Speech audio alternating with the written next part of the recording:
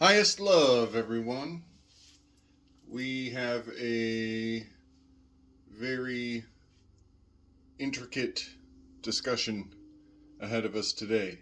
Many details of a highly dynamic system of understanding a the grand personality matrix. Um, a lot of broad sweeping statements and um, psychological categories are going to be uh, flying through the air on this one.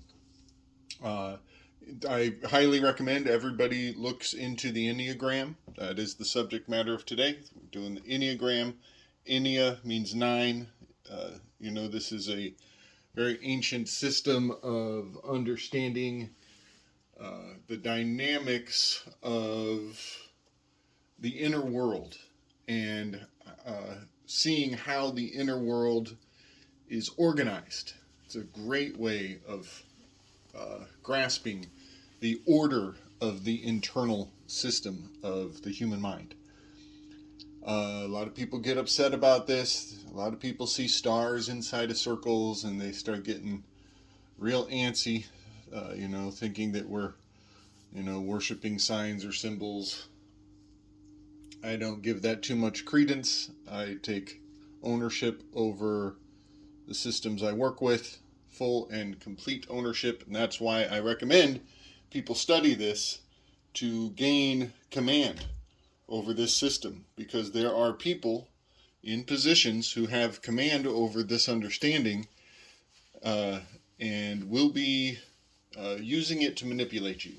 And so it is good to see the organization, the order within the chaos that is presented to us. So this is the Enneagram. It consists of 9 positions in a ring, the 9th position being at the top. And the first position, much like the standard clock, is 1 notch over from the 9. So when you hear, certain terms with the numbers 9 and 1, the 1 and the 9, your thoughts should gravitate towards the implications of the Enneagram in the context of what's being given to you. We do have a certain germ put into the mind, an artistic rendition of a germ that is spherical with points coming out in all directions. And it has in its name the 1 and the 9. So just a little indicator that we are dealing with a system, a very advanced system, and not new, something that has been around for a very long time. Now, a lot of people will say that the Enneagram is, it goes back to Greek. It does have its Greek origins, but I believe its development since its origin has taken on some dynamic shifts that are highly significant. So it is ancient, but some of its application is more modern. So there is that debate out there. Is this new? Is this old? Does this go back to Egypt? The 9 gods of Egypt. Also the 9. For anybody who does, I think it's Edgar Casey. He channeled the 9. So a lot of people, hit the ground running when they hear that, and they apply it to this concept of the Enneagram. And there is much mileage to be gleaned from that concept. I do believe they are related, and if they weren't, they are now. So the Enneagram, it divides into some very interesting concepts. We have the 7 deadly sins of the Bible, and there are 2 extra added to the 7 deadly sins to bring it to a complete 9, to the full circle of the 9. But I just got to point it out, there's your 7 and your 2, 72 degrees of the pentagram, 72 names of God. That's a very significant. Also you flip it, you get the 27 days of the solar orbit, and the 27 letters of the Hebrew alphabet. But yeah, so basically you get your 7 deadly sins, which were wrath, pride, envy, greed, glutton, lust, and sloth. And they added fear, number 6, and deceit, number 3. And there's your 6 and your 3, your 360, your full circle. Very powerful numbers being thrown out here. And I'm just going to skim over them. A lot of people, they will impact your mind. Please feel free to drop some comments and tell me, what I skimmed over, because that 6 and the 3 and the 9, this also has much to do with vortex math, which is a subject I've touched on in the past. Vortex math actually has a just slightly different dynamic than what you see here. But we are definitely dealing with the 1 through 9. The 0 is the ring. The only missing symbol in the 1 through 9 is the 0. Well, the 0 is what brings them together, what keeps them in a closed system. Is the grand 0, the monad in the center, the center of the wheel is what makes it go around, the engine of the whole system. So I just wanted to point out how it is the 7 deadly sins, and the 2 added sins onto the 7 deadly ones. They are the base, the fundamental. They're balanced. They're evenly distributed on that 6 and that 3 line. So essentially, what this can provide a person with much study and research is a very accurate personality matrix. And you will find that you personally land very heavily on one of these numbers. And one of these numbers is much like your zodiac. It will resonate with your personality in a very strong way. And so I'm not here to tell you what that is. I will tell you what it could be, and you can decide for yourself. That's part of the power of this system.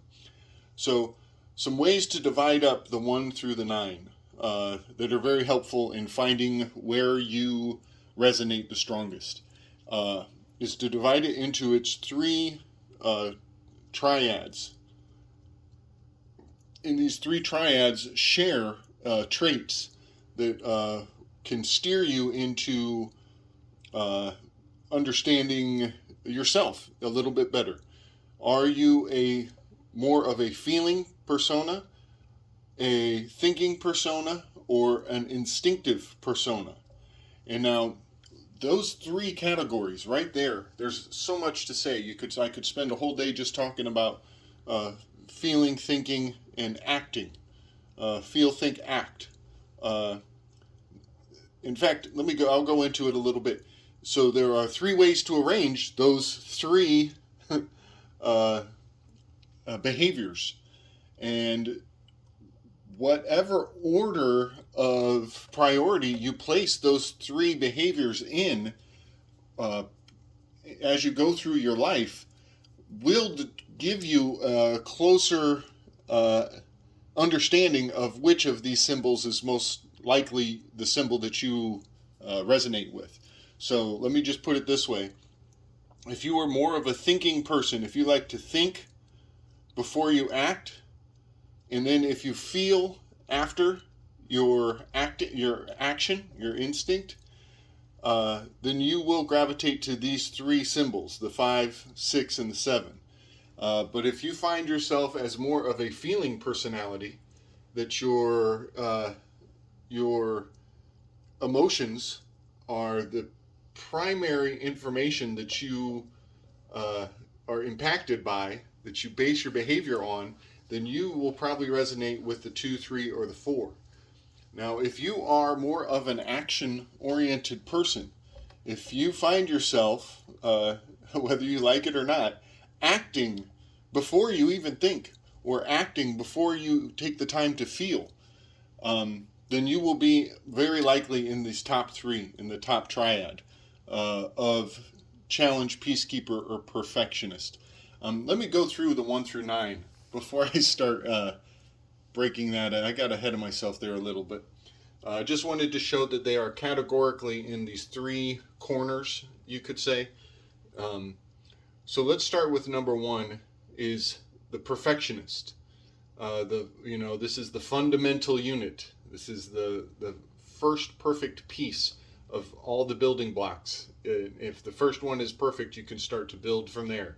And the perfectionist, in the red, is their ideal personality.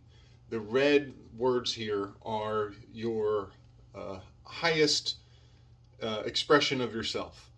And the black letters on the outside, those are your shadows. Those are the negative aspects of yourself.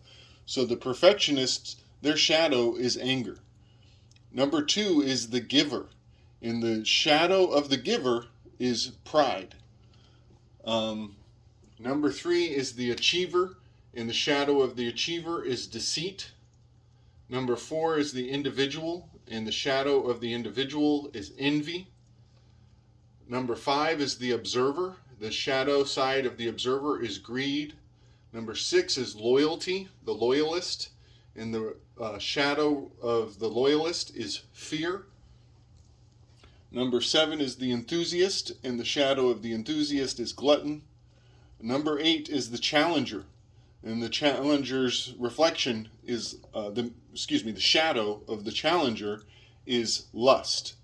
In the top pinnacle, number nine is the peacekeeper, and the peacekeeper's shadow is sloth. Now, these words I'm using are actually, I could erase every one of those words and find a synonym, equivalent word. I've seen Enneagrams laid out with a completely different phrasing for each one of these categories, but the word that they use is still synonymous with the individual, the observer, the loyalist, the enthusiast. If you study the Enneagram, you will find there are other words put in place, to describe the number nine as a peacekeeper. Some people would call this somebody who's balanced. And there is much to say about the synonymous categories for all of these concepts, 1 through 9. So if you are speaking Enneagram with other people, just be aware that they may use interchangeable synonyms for the 1 through 9 categories. So now that we've gone over the internal higher reflection versus the external shadow that is cast on the outside, and I've broken them into their think, feel, act triads, I want to point out that the triads, the act, feel, think, whichever one is a priority for you, in whichever order resonates with you personally, I want to point out that the triads, the three corners, they have a temporal component. And that is those who are of the thinking orientation, who think everything through, they have a vision, a focus on the future. They're fixated on the future. People who are more of a feeling persuasion, they will have more of a attachment to the past. And those who are more of the instinctive persuasion, those who who prefer to act instinctively, they are in the present moment, in the here and the now. And to some degree, you could even say there are fixations. They are fixated in the present. Some people are fixated in the past. Some are stuck in the future. And I just wanted to put, those three fates. We are dealing with the three fates. The future is clotho. The past is atropos, with the scissors needing to cut. That's literally, that's very visceral. The scissors are very visceral. You're going to be feeling a lot if atropos is the fate that commands your behavior. And up here, those who are instinctive, those who act first, lachesis, She is the measurer. She is the fate determining your behavior if you're of those three top triads of persuasion, instinctive. Um, so, one last thing I wanted to point out. There is so much more to learn. There are entire books and books and books written on the dynamics of this system. Um, ones and their relationships to twos it's not as smooth as you think it is. And then moving into a three and the dynamics of the one, the two to the three, uh, uh, there are, like I said, entire books discussing how the personality dynamics interchange as you roll through numerically, forward, backwards. These lines, these connecting lines, the 2 to the 8 to the 5 to the 7 to the 1 to the 4, those lines are highly significant. They're unthinkably important to grasping the Enneagram and its dynamics and its interplay of personality.